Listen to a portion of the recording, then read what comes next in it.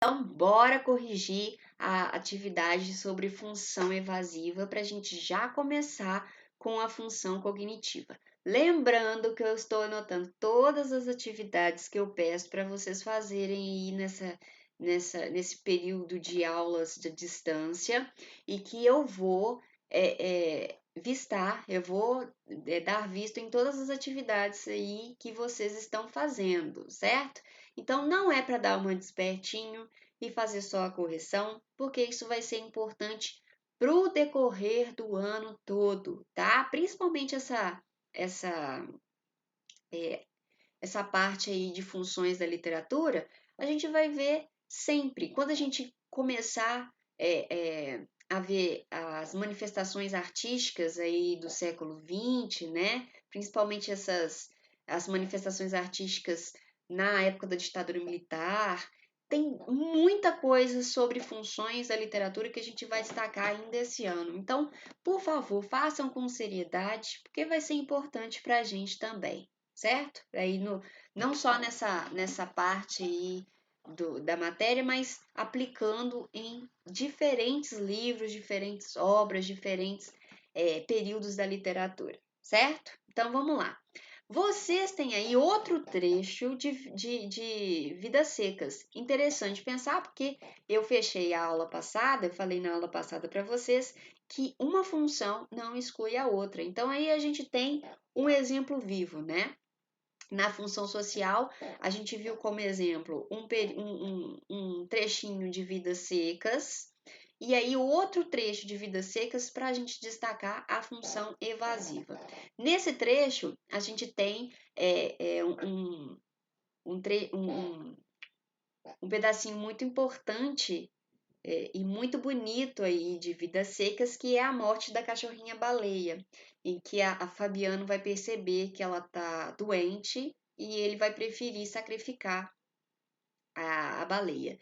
E aí ela vai nesse instante aí que ela tá morrendo e que ela sabe que ela vai viver num outro plano, ela vai gostar da situação porque a realidade é muito difícil.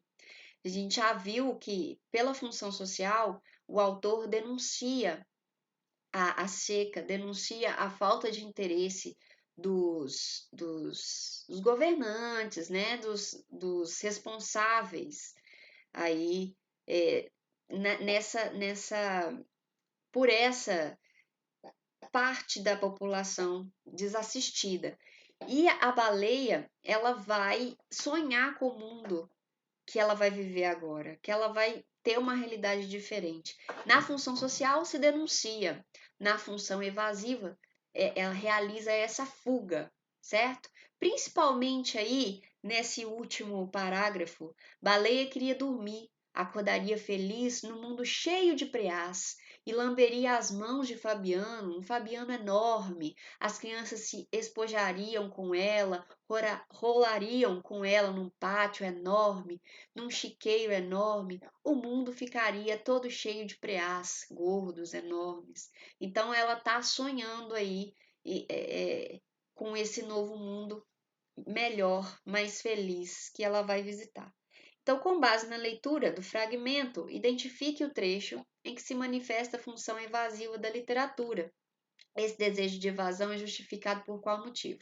Então, esse desejo de sair desse mundo, a gente já viu que vai esbarrar até no que denuncia a função social no texto Vidas Secas, que é essa realidade difícil, essa realidade dura, em que ela tinha, além da fome, além da seca, ela já estava cometida pela raiva, né, que era a doença que o Fabiano, quando vê que ela estava não tendo jogo nas pernas, né, que os cachorros aí perdem é, a, a mobilidade e ele prefere sacrificar a baleia, ela estava sofrendo, além da seca, da fome, ela estava sofrendo com a doença também. Né? Então, o motivo dela querer fugir desse mundo é justamente esse sofrimento. E nesse último parágrafo a gente vê nitidamente que ela está sonhando com o mundo em que ela viveria mais feliz, né? Um mundo cheio de preás, em que ela conseguiria é, aproveitar a vida com as crianças que ela tanto gostava, né? Então, é exatamente isso, certo? Então, a função evasiva é esse instrumento que a literatura nos dá de poder fugir dessa realidade, certo? Então, a gente já viu função social, que é a denúncia, literatura engajada, e a segunda função que a gente acabou de ver, a função evasiva, que é a tentativa de fuga da realidade em que a literatura nos permite fazer, certo? A terceira função da literatura que a gente vai ver é a função cognitiva. Vocês lembram que no 7º ano a gente leu um livro em que se misturava informações sobre as doenças, dos transtornos alimentares e uma narrativa? Acho que vocês se lembram aí da gente falando sobre a Anuska e a Francine, que tinha anorexia, bulimia, e que além de narrar uma história fictícia, né, porque as meninas são fictícias, a história dela é fictícia, só que dentro do livro a gente tinha algumas informações sobre as doenças que eram comprovadas cientificamente? Pois bem, exatamente isso que nos dá a função cognitiva. É dentro de uma narrativa, dentro de um texto literário, saber um pouco mais sobre um assunto diferente daquele que está naquele universo daquele texto. Então, além de saber sobre a vida de Anuska e Francine, a gente sabia dentro do espelho maldito informações fora que ficava além da narrativa sobre a anorexia, sobre a bulimia. Então, essa é a função cognitiva, é através de um texto literário conhecer coisas novas, conhecer, entender, aprender coisas novas, certo? Então, bem simples, já tiveram contato com textos com função cognitiva, só não sabiam desse nome, né? Então, a partir de hoje, a gente vai falar desses textos mistos, em que se coloca informação, se coloca aprendizagem, e um texto literário de função cognitiva da literatura, certo? Vamos colocar primeiro no caderno, registrar no caderno informações aí. Como que no mapa mental que vocês já registraram, como que é colocada a função cognitiva? Função cognitiva, o texto traz novas informações que enriquecem o leitor, o conhecimento do leitor. Então, a função cognitiva, ela é mais específica, assim, não são todos os textos que vão trazer, mas a gente pode depender links para saber mais, né? Enfim, a função social, por exemplo, ela vai colocar coisas da sociedade. Por exemplo, eu jogo lá no meu texto, lá em Machado de Assis, ele jogou no meu texto que a moeda corrente na época eram réis. Aí você quer saber mais sobre os réis. Quanto que valia hoje em relação ao real? E aí você vai buscar essa informação.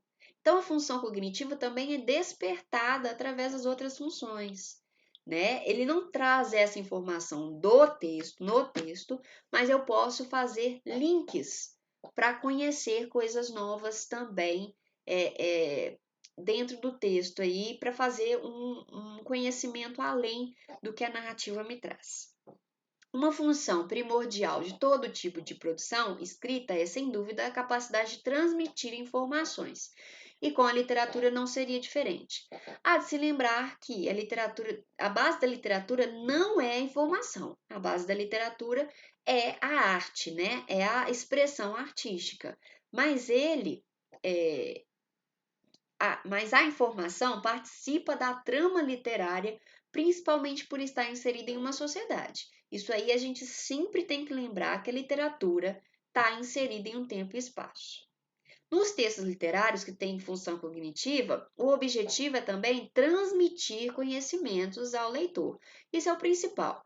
Então, quando o texto tem essa função cognitiva, ele está querendo, além de narrar uma história, além de passar a história, fazer com que o leitor conheça algo a mais sobre um assunto que a história tenha coerência com a história que ele está contando, né?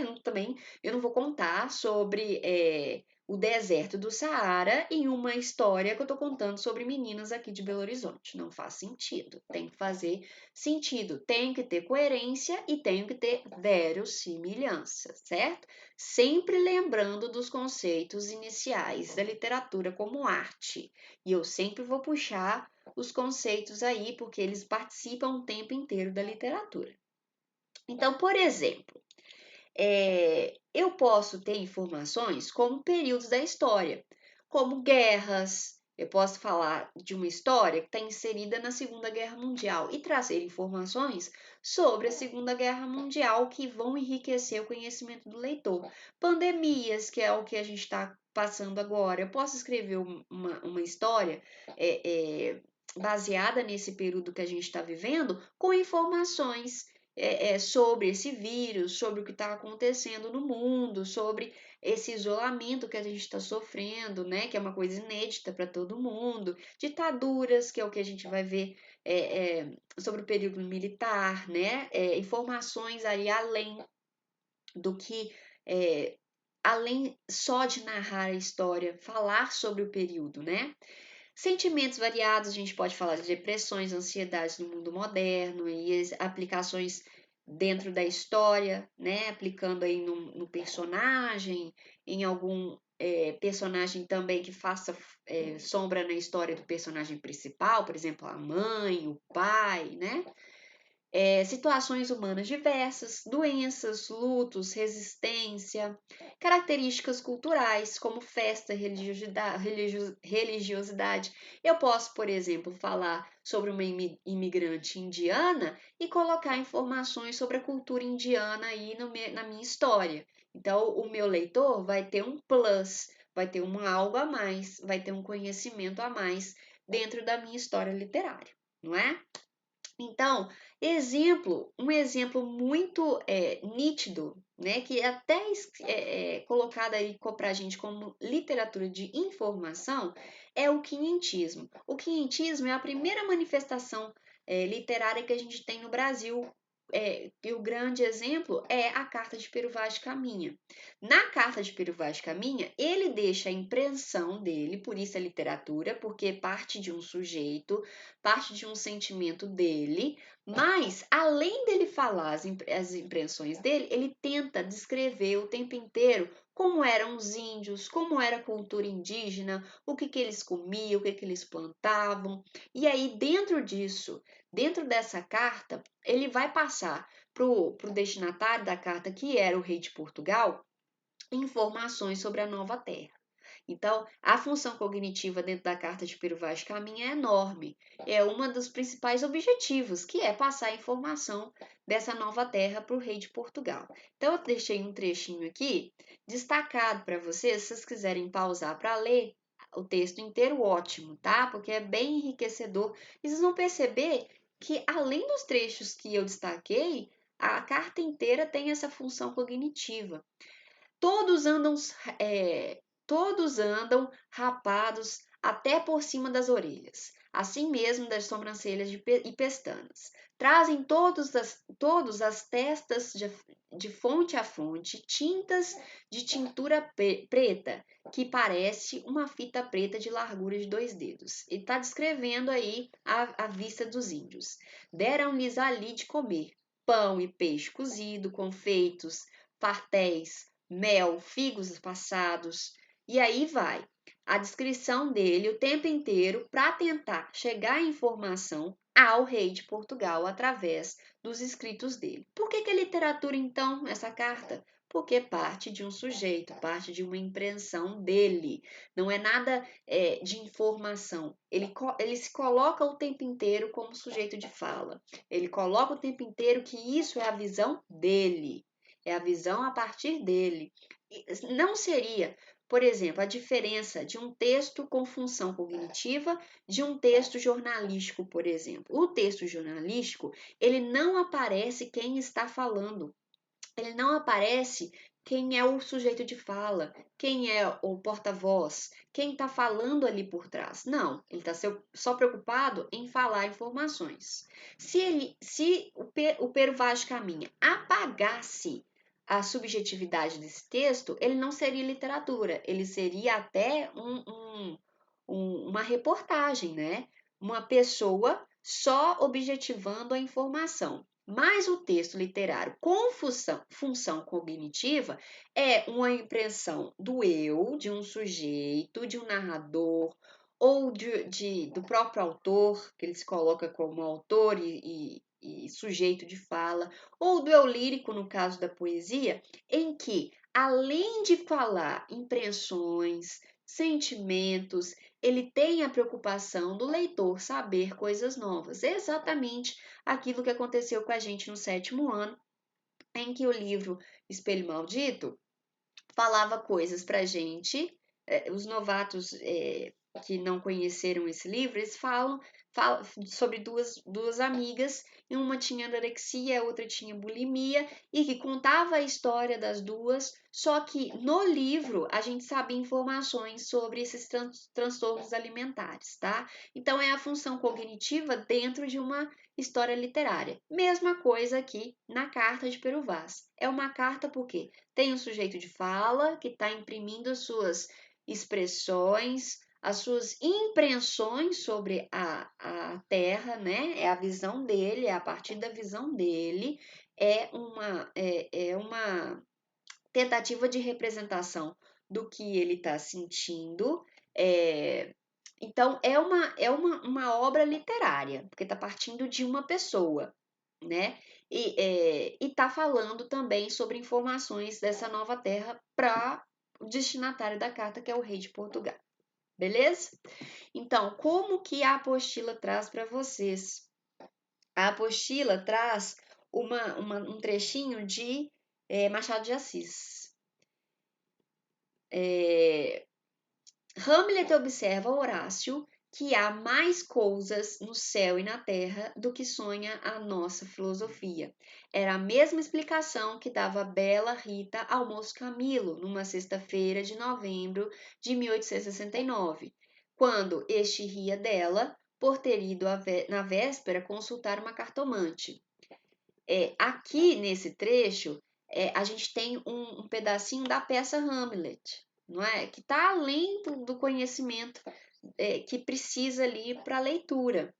Então, além do que está narrando a história do Camilo e da Rita, ele está falando sobre Hamlet. Então, o leitor é exposto a um conhecimento que vai além da narrativa, né? Aqui no trecho, o narrador, antes mesmo de apresentar alguma das personagens presentes no conto, faz referência à famosa obra da literatura mundial, a peça Hamlet, do dramaturgo inglês William Shakespeare. Por meio dessa referência, o leitor tem acesso a um pensamento bastante recorrente no mundo ocidental, que diz respeito ao fato de o entendimento do ser humano ser limitado. E aí ele vai introduzir através de uma paráfrase, que é um pedacinho dessa peça Hamlet, que fala que existe mais coisas entre o céu e a terra do que sonha nossa vã filosofia. Não sei se já ouviram falar dessa citação, mas que é da peça Hamlet, que ele está inserindo em um novo texto, para a gente conhecer, além dessa narrativa, um pedacinho também de outra obra, de conhecer outra obra. Tá vendo que expande o conhecimento? Toda vez que a gente expande o conhecimento do leitor, esse texto está dentro aí da função cognitiva, certo? Então, ele vai falar coisas não necessariamente pertinentes somente àquela narrativa. Por quê? Podia passar sem falar de Hamlet. Muito bem. Então, olha só. Função cognitiva. Na função cognitiva, o texto literário presta-se à exposição texto literário presta-se à exposição de um saber que extrapola o conteúdo do texto em si, uma vez que dialoga com outros elementos da cultura e do conhecimento humano. Por exemplo, na história lá de Anushka e Francine, que fala da anorexia e da bulimia. Se só quisesse contar a história delas sem se aprofundar muito em tratamentos contra a bulimia e anorexia, como é o comportamento das pessoas que têm esse transtorno, o autor podia passar, a autora podia passar mais rapidamente sobre isso. Só que não, ela quer que o leitor conheça mais a fundo, tenha um conhecimento extrapolado em relação a isso também. Então, ela vai fazer essa função cognitiva para extrapolar o conhecimento do leitor, certo? Percebe-se que a literatura, ao se relacionar com o real, movimenta uma série de conhecimentos que podem ser assimilados pelo leitor em seu contato com o texto. No entanto, não se trata de instrumentalizar a literatura, que, em geral, resiste a investidas excessivamente didáticas. É isso que eu falo. Ele não tem o objetivo, só o objetivo de passar informação. A informação está mergulhada ali em um texto literário. Ele não teste características de texto literário, mas além de contar uma história, de falar da impressão do eu, de quem está narrando, do leitor, do autor, ele está colocando aí conhecimentos para o meu leitor, certo? Que é uma ótima função da literatura, que a gente conhece coisas diferentes através de um texto literário, certo? Então é isso, função cognitiva. Mesma coisa, fazendo atividade aí que tem relação com a função cognitiva que está na página 24, tá? Exercício 12, 13, 14. Que na próxima aula, espero eu, do fundo do meu coração, que eu já tenha, a gente já tenha aí contato visual, contato pertinho, né, com restrições ainda, porque eu acho que vai acontecer restrições por um tempo ainda, mas pelo menos com contato visual dentro da sala, porque realmente é diferente, né? Quando a gente fala um olhando nos olhos do outro, tem essa interação. Mas, independentemente, na próxima aula, seja presente ou seja assim, à distância ainda, a gente já começa falando, corrigindo as atividades sobre a função cognitiva para a gente dar continuidade aí às funções da literatura, certo? Então, um beijo para vocês, fiquem bem. Sei que a gente tem que ter um pouco mais de paciência nesse tempo, até para a gente desacelerar, né?